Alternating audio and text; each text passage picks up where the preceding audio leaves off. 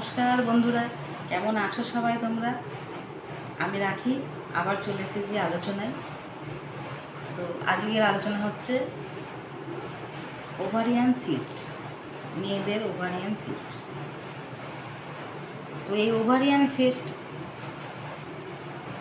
খুবই যন্ত্রণাযুক্ত এবং খুবই কষ্টদায়ক। যার হয়েছে সেই বোঝে। এবং বেশিরভাগ মেয়ে এখনকার বেশিরভাগ ইয়ং মেয়েদের বেশিরভাগই হচ্ছে এই সিস্টটা। তো এই সিস্টটা ডাক্তারবাবুরা বলছেন যে বেশিরভাগ খাওয়া দাওয়ার প্রবলেম থেকে হচ্ছে, মশলাযুক্ত খাওয়া দাওয়া থেকে হচ্ছে বেশি। এবং এখনকার দিনের ছেলে মেয়েদের তো পরিশ্রমটা খুবই কম।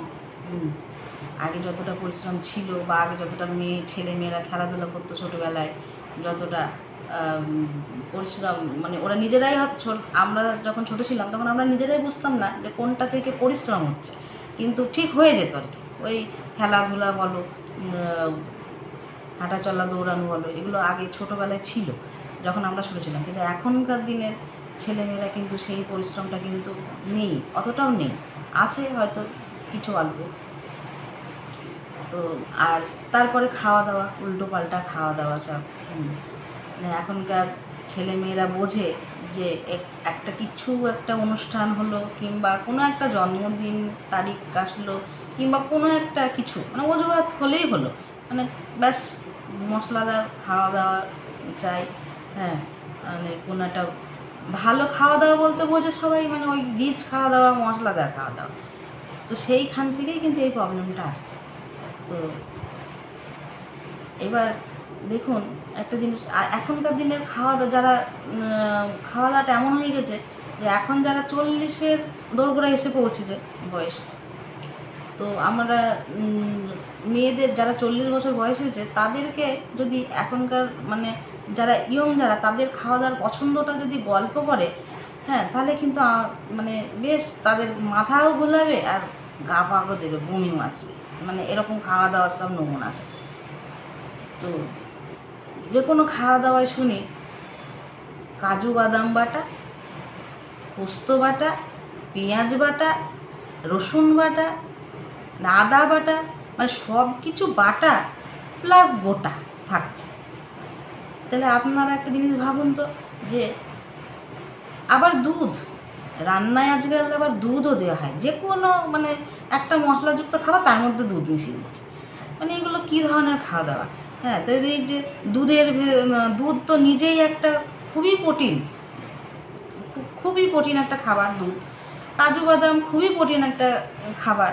হ্যাঁ, এগুলো যদি কেউ যদি এগুলো যদি আলাদা আলাদা করে খায় তাহলেই তার শরীর সুস্থ থাকবে। কিন্তু ওই একসঙ্গে এটা বাটাবাটি ওটা বাটাবাটি, এটার সঙ্গে সেটা, সেটার সঙ্গে ওটা, এইভাবে যে রান্নাগুলো সব খাচ্ছে সব, এই খাওয়া দাওয়াতেই বেশি প্রবলেমটা হচ্ছে। তো মেয়েদেরকে কেন বলছি, মেয়েরা খুব সাবধানে থেকো। হ্যাঁ, মেয়েদের কিন্তু ভবিষ্যতে কিন্তু মেয়েদেরকে অনেক দায়িত্ব নিতে হয়। একটা সংসারে কিন্তু ছেলেদের দায়িত্ব থেকেও কিন্তু মেয়েদের দায়িত্ব বেশি থাকে। হ্যাঁ, ছেলেদেরও থাকে, ছেলেদের দায়িত্ব অবশ্যই আছে, কিন্তু মেয়েদেরটা একটু বেশি আছে। তা ওই কিন্তু এরকমভাবে ওই সিস্ট অসুস্থ হয়ে পড়লে পরে তো খুবই কঠিন একটা ব্যাপার। তাই মেয়েরা কিন্তু খুব সাবধানে চলাফেরা করবে, খাওয়া দাওয়াটাও কিন্তু খুব সাবধানে করবে। ওই একটু বাড়ির খাবার সবাই খাবে, বাড়ির মশলাযুক্তটা বাদ দেবে, মশলা খাবারগুলো সব বাদ দেবে, সাধারণ খাবারই খাবে, দেখবে অনেক সুস্থ থাকবে। তারপরে পেঁপের তরকারি, তারপরে সকালবেলা একটু কেউ ছোলা ভিজালো, বাদাম ভিজালো, সাধারণ হলেই হবে যথেষ্ট। হ্যাঁ, সব কাজু পেস্তার দরকার নেই, সাধারণ ছোলা, সাধারণ বাদাম ভিজালেই হবে। সেগুলো একটু সকালবেলায় কেউ খেলে তোমরা, তার পরিমাণ মতন জলটা খাবে সারাদিনে, দুপুরকার রাতেকার খাবারগুলো ঠিকঠাকভাবে খাবে।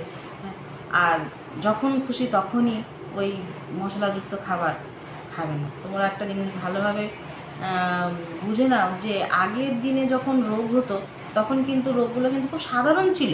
হ্যাঁ, একটু ডাক্তারের কাছে গেলেই, একটু ওষুধ খেলেই ভালো হয়ে যেত। আর এখনকার রোগগুলো কিন্তু মানে সাধারণ নয়। যেমন সে ওই কী বলে ইয়ামি ইয়ামি খাবার দাবার, সেরকম কিন্তু ইয়ামি ইয়ামি রোগগুলো, ঠিক আছে? মানে রোগগুলো মানে অতিরিক্ত টাকা পয়সা খরচ করে, অতিরিক্ত মানে যন্ত্রণা ভোগ করে তারপরেই কিন্তু রোগ কিন্তু ভালো হচ্ছে কিন্তু। হ্যাঁ, কিন্তু সাধারণভাবে কিন্তু রোগ কিন্তু ভালো হয়ে যায় না। একটু কিছু হলেই কিন্তু প্রচুর ভুগতে হয় মানুষদেরকে। তো সেই জন্য বলছি যে সবাই সাবধানে চলাফেরা করবে। হ্যাঁ, সবাই ছেলে মেয়ে সবাই সাবধানে চলাফেরা করবে এবং খাওয়া দাওয়াটা ঠিকঠাক, খাওয়া দাওয়াটার ওপরে বেশি কিন্তু জোর দিতে হবে। খাওয়া দাওয়াটা কিন্তু এরকম উল্টোপাল্টা খাওয়া দাওয়া করলে চলবে না।